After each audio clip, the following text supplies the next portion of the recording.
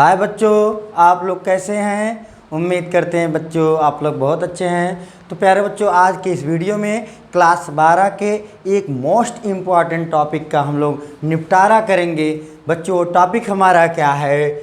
पतले लेंस के लिए अपवर्तन का सूत्र जब लेंस के दोनों ओर माध्यम समान हो। बच्चों जब लेंस के दोनों ओर माध्यम समान हो, इसे लेंस मेकर सूत्र भी कहते हैं। प्यारे बच्चों 7 सेट में हमारा यूपी बोर्ड का परीक्षा होता है। कम से कम 2 या 3 सेट में ये क्वेश्चन हर साल पूछा जाता है। प्यारे बच्चों ये 5 नंबर में आता है। तो प्यारे बच्चों आप लोग ध्यान से पढ़िएगा। तो प्यारे बच्चों मान लेते हैं हमारे पास एक लेंस यल है। हमारे पास एक लेंस क्या है? यल है। ठीक, लेंस के मुख्य अक्ष पर एक बिंदु वस्तु हम लोग ओ ले लेते हैं। एक बिंदु वस्तु ओ ले लेते हैं बच्चों। अब बिंदु वस्तु से एक प्रकाश किरण लेंस के प्रथम पृष्ठ पर आपतित होती है।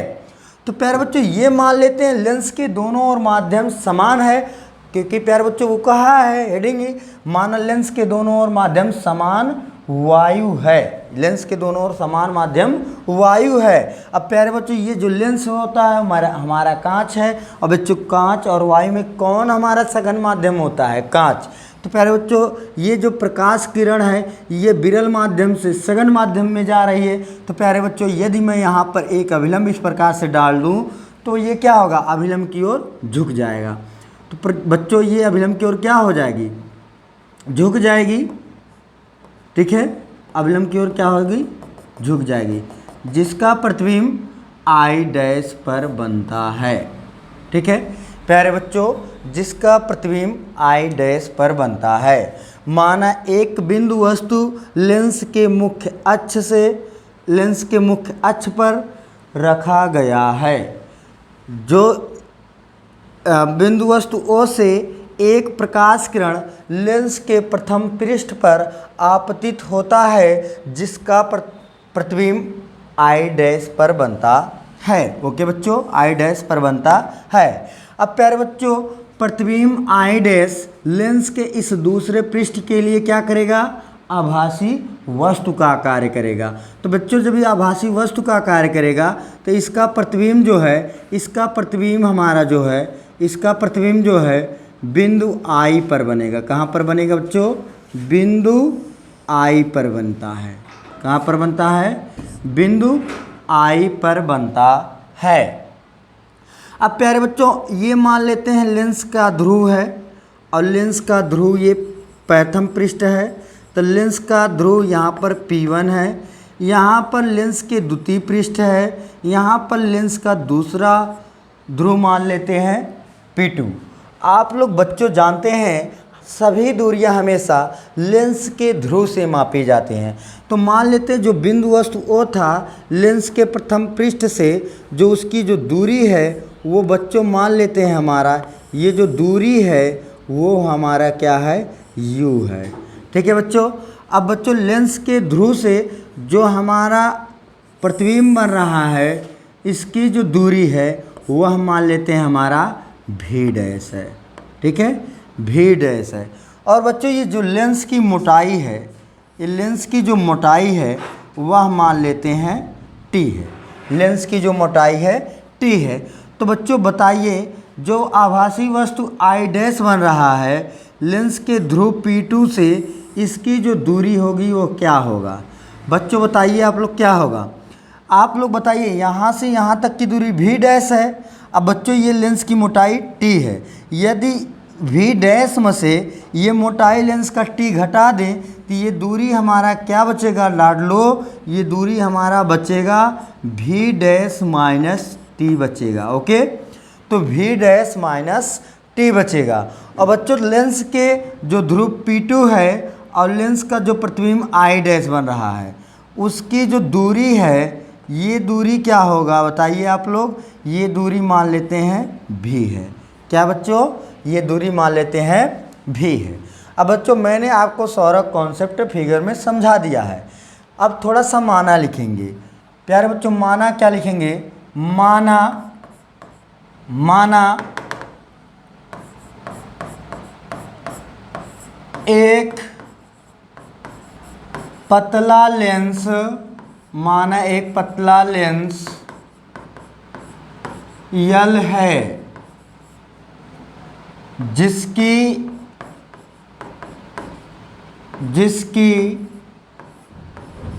दोनों पृष्ठों की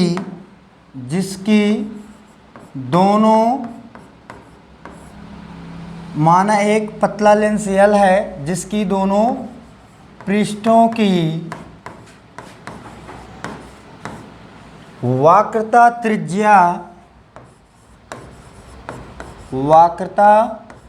त्रिज्या क्रमशः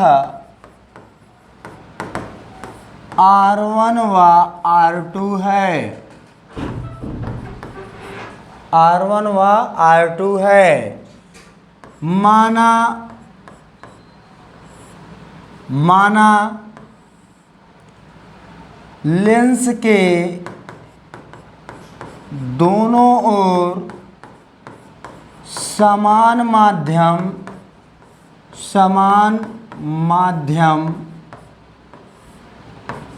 वायु है तथा लेंस का अपवर्तनांक n2 है। अब बच्चों मान लेते हैं इस माध्यम का अपवर्तनांक n1 है, वायु के माध्यम का अपवर्तनांक n1 है, और जो सघन माध्यम है ये जो हमारा कांच है, लेंस है, इसका अपवर्तनांक n2 है। ओके। अब प्यारे बच्चों आप लोग यदि बात करें लेंस के, अब बच्चों हम फिगर मैंने ड्रा कर दिया, बना दिया है। अब बात करेंगे जो है प्रथम पृष्ठ के लिए, लिखेंगे बच्चों प्रथम पृष्ठ के लिए प्यारे बच्चों अपवर्तन का सूत्र, गोली पृष्ठ के लिए अपवर्तन का सूत्र इसके पिछली वीडियो में पढ़ाया गया है। अवतल गोली पृष्ठ के लिए अपवर्तन का सूत्र और उत्तल गोली पृष्ठ के लिए अपवर्तन का सूत्र। तो प्यारे बच्चों वो आपको याद होगा, जो अपवर्तन का सूत्र है वह n2 अपान में v माइनस n1 अपान में u बराबर r जो है r n2 माइनस n1 अपान में r होता है। ये प्यारे बच्चों आप लोगों को पता है, इससे पिछली वीडियो में प्यारे बच्चों जो किसी अवतल पृष्ठ या उत्तल पृष्ठ के लिए अपवर्तन का सूत्र n2 अपान में v माइनस n1 अपान में u बराबर n2 माइनस n1 अपान में r। तो प्रथम पृष्ठ के लिए बच्चों अगर हम इसी सूत्र की मदद से, अवतल गोली पृष्ठ के सूत्र की मदद से देखें तो प्यारे बच्चों ये जो है दूसरे माध्यम का जो अपवर्तनांक है वह क्या बच्चों n2 ही है। तो n2 अपान में प्रतिबिंब बच्चों क्या है I डैश, इसकी जो दूरी है वह क्या है v डैश, तो प्रतिबिंब की दूरी v डैश माइनस n1 अपान में u क्या है वस्तु, प्यारे बच्चों यहाँ भी वस्तु की दूरी हमारा क्या है u बराबर, ठीक है, क्या होगा बच्चों r2 n2 माइनस n1 अपान में, बच्चों पहले पृष्ठ के लिए बात करें, प्रथम पृष्ठ के लिए, तो प्रथम पृष्ठ के लिए अप जो है वक्रता त्रिज्या क्या माना गया है बच्चों, प्रथम पृष्ठ की वक्रता त्रिज्या क्या है r1, तो r के स्थान पे क्या हो जाएगा r1 हो जाएगा। नहीं समझ में आया? ठीक है, फिर से मैं बताता हूँ। सपोज दैट मान लीजिए आपका ये द्वितीय पृष्ठ नहीं है, ये प्रथम पृष्ठ है। ओके बच्चों, ये केवल प्रथम पृष्ठ है। ठीक, अब आप लोग यहाँ पर मुख्य अक्ष पर कई वस्तु बिंदु वस्तु रखेंगे, यहाँ पर प्रकाश किरण आपतित करेंगे। ये मान लीजिए सघन माध्यम है, ये हमारा विरल माध्यम है। ये यहाँ से अगर हम अभिलंब डाल दूँ तो प्यारे बच्चों अभिलंब की ओर झुक जाएगा। ये वस्तु हमारा I डैश बनेगा, प्रतिबिंब आई डैश, वह यहाँ से इसकी दूरी v होता है और इसकी दूरी u होता है। तो प्यारे बच्चों, ये जो अपवर्तन के लिए सूत्र पढ़ा गया, उत्तल गोलीय पृष्ठ के लिए अपवर्तन का सूत्र और अवतल गोलीय पृष्ठ के लिए अपवर्तन का सूत्र पढ़ाया गया बच्चों। तो ये फार्मूला क्या कहता है, n2 अपान में v। n2 क्या है, द्वितीय माध्यम का अपवर्तनांक है, n1 क्या है, प्रथम माध्यम का अपवर्तनांक है। तो ये n2 अपान में v क्या था, प्रतिबिंब की दूरी। पर बच्चों यहाँ बताओ, प्रथम पृष्ठ के लिए जो प्रतिबिंब हमारा आई डैश बन रहा है और उसकी दूरी क्या दिख रहा है आपको, v डैश। तो यहाँ मैंने v डैश रखा। अब द्वितीय पृष्ठ की बात मैं नहीं कर रहा हूँ, केवल प्रथम पृष्ठ के लिए अपवर्तन का सूत्र यहाँ पर लिख सकते हैं। प्रथम पृष्ठ के लिए आगे भी बच्चों लिख सकते हैं। यहाँ पर आपको और कुछ बता दूँ तो यहाँ पर ब्रैकेट में आप लोग लिख सकते हैं, प्रथम पृष्ठ के लिए अपवर्तन का सूत्र से, प्रथम पृष्ठ के लिए अपवर्तन के सूत्र से, अपवर्तन के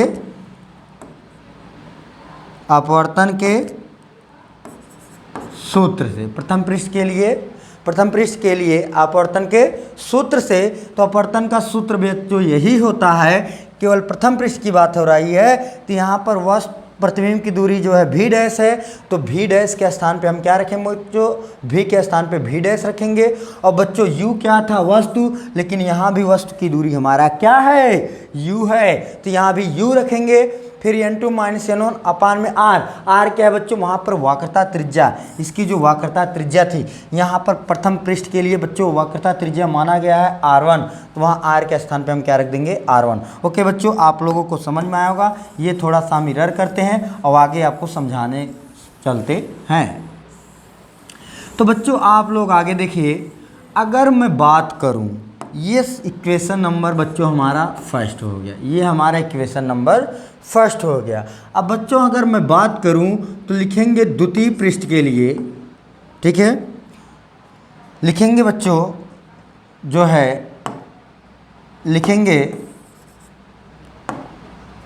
दूसरे पृष्ठ के लिए, लिखेंगे बच्चों दूसरे पृष्ठ के लिए प्रतिबिंब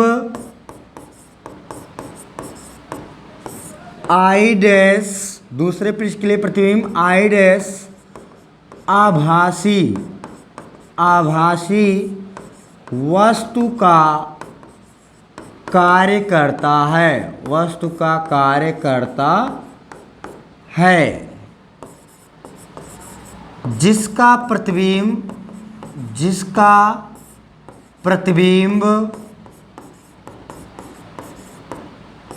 आई डैश पर बनता है।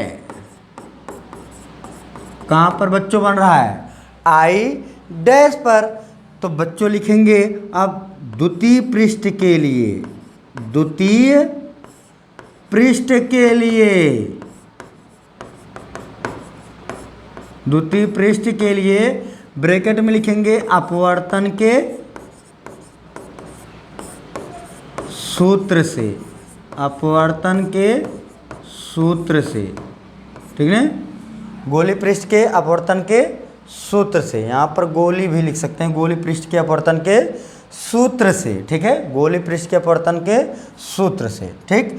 तो बच्चों आप लोग बताइए, इस समय जो है हमारा प्रतिबिंब जो है, माध्यम जो है सघन से क्या हो रहा है, विरल से, सघन से विरल में जा रहा है।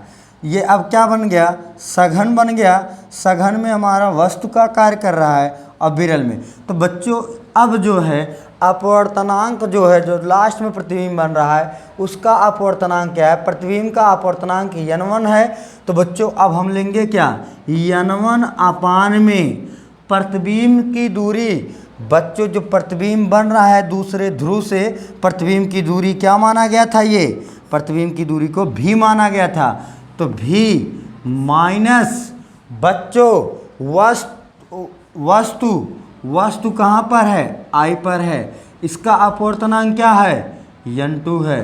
तो n2 अपान में वस्तु की दूरी। तो बच्चों वस्तु P2 से वस्तु की जो दूरी है वह क्या होगा, v डैश माइनस टी होगा, v डैश माइनस टी होगा। क्या होगा बच्चों, भी डैश माइनस टी होगा बराबर n1 माइनस n2 अपान में r2। क्यों r2 रखा गया बच्चों? दूसरे ध्रुव के लिए जो वक्रता त्रिज्या है वो हमारा r2 है। अब बच्चों आपको मैं बता दूं, आगे लिखेंगे, समझ में आया? थोड़ा सा मैं इसको सिलेक्ट करके थोड़ा सा ऊपर में करता हूं बच्चों।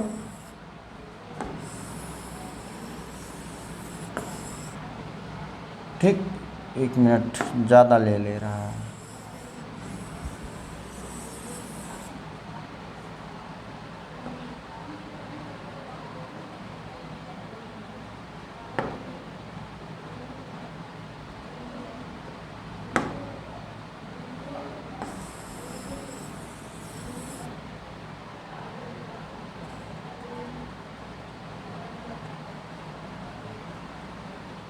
थोड़ा सा बच्चों मैं इसको ऊपर ले लिया। यहाँ पर जो हमारा था वो क्या था बच्चों? ये हमारा था, थोड़ा सा आपको दिक्कत होगा देखने में, तो बच्चों यहाँ पर हमारा था माना है। अब बच्चों आप लोग समझिए आगे, ठीक है? आगे समझिए, यहाँ से मैंने डेरिवेशन करना स्टार्ट किया है। अब बच्चों समझिए आप लोग, n1 अपान में भी लिखेंगे बच्चों। यहाँ पर थोड़ा सा कॉन्सेप्ट लिख दूँ, पतले लेंस के लिए बच्चों, पतले लेंस के लिए, पतले लेंस के लिए t बराबर क्या होता है बच्चों? 0। याद रखिएगा, पतले लेंस के लिए t जो है 0 होता है, तो आपका आ जाएगा n1 अपान में भी माइनस n2 अपान में भी डैश बराबर n1 माइनस n2 अपान में r2। ये बच्चों हो गया समीकरण नंबर 2। अब बच्चों नेक्स्ट पेज पे मैं आता हूँ और आपको समझाता हूँ समीकरण 1 व समीकरण 2 से, यह कह सकते हैं बच्चों समीकरण 1 व समीकरण 2 को जोड़ने पर। तो बच्चों हम लिखेंगे क्या? अगले स्टेप में लिखेंगे समीकरण 1 को समीकरण 2 में जोड़ने पर,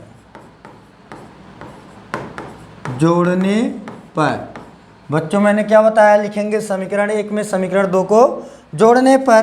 तो बच्चों समीकरण 1 क्या हमारा था? n2 अपान में भी डैश माइनस n1 अपान में u बराबर n2 माइनस n1 अपान में r1। और बच्चों समीकरण नंबर 2 क्या है? n1 अपान में भी माइनस n2 अपान में भी डैश बराबर n1 माइनस n2 अपान में r2। तो बच्चों हमें क्या करना है? समीकरण 1 को मतलब लेफ्ट हैंड साइड को लेफ्ट हैंड साइड में, राइट हैंड साइड को राइट हैंड साइड में जोड़ते हैं बच्चों। तो हमारा क्या होगा? n1 n2 अपान में भी डैश माइनस n1 अपान में u। बच्चों मैं यहाँ पर साइड में लिख देता हूँ समीकरण 1 जो हमारा था बच्चों, समीकरण 1 हमारा था जो है n2 अपान में भी डैश माइनस n1 अपान में बच्चों n1 अपान में हमारा u था बराबर r2 माइनस r1 अपान में sorry n1 minus n2 minus n1 अपान में r1 था। और बच्चों समीकरण नंबर 1 ये था मेरा। समीकरण नंबर 2 क्या था? n1 अपान में भी डैश n1 अपान में भी माइनस n2 अपान में भी डैश बराबर n1 माइनस n2 अपान में r2 था। ये बच्चों समीकरण नंबर हमारा 2 था। देख लीजिए एक बार फिर से, देखिए समीकरण नंबर 1 हमारा n2 अपान में भी डैश माइनस n1 अपान में u बराबर n2 माइनस n1 अपान में r1। और समीकरण नंबर 2 है हमारा n1 अपान में भी माइनस n2 अपान में भी डैश बराबर n2 माइनस n1 अपान में r2। ये बच्चों यही मेरा समीकरण 1 था और समीकरण 2 था। अब बच्चों ये जो लेफ्ट वाले थे इनको लेफ्ट वाला लेफ्ट में हमें जोड़ना है। तो n2 अपान में भी डैश माइनस n1 अपान में u प्लस करेंगे बच्चों, प्लस हम करेंगे तो प्लस कर देंगे जब, तो क्या होगा? n1 अपान में भी माइनस n1 अपान में क्या था बच्चों? n1 अपान में भी माइनस n2 अपान में भी डैश। ये बच्चों मैंने लेफ्ट वाला लेफ्ट में जोड़ दिया। अब राइट को राइट में जोड़ना बच्चों।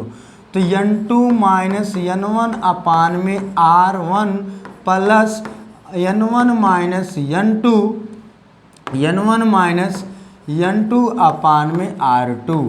ओके बच्चों, अब क्या करना है बच्चों, यहाँ पर हमें कॉमन लेना है, ठीक है, वहाँ पर, ठीक है, यहाँ पर हमें क्या लेना है, कॉमन लेना है। कॉमन कैसे लेंगे इसको भी हम समझाएंगे।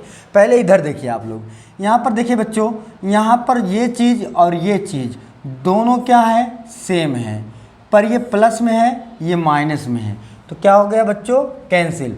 अब बचा क्या बच्चों हमारा, n1 अपान में भी माइनस n1 अपान में u, ये बचा बराबर। अब बच्चों हमने कहा था यहाँ पर कुछ कॉमन लेंगे। पहले बच्चों हम यहाँ पर आपको लिख दें n2 माइनस n1 अपान में r1।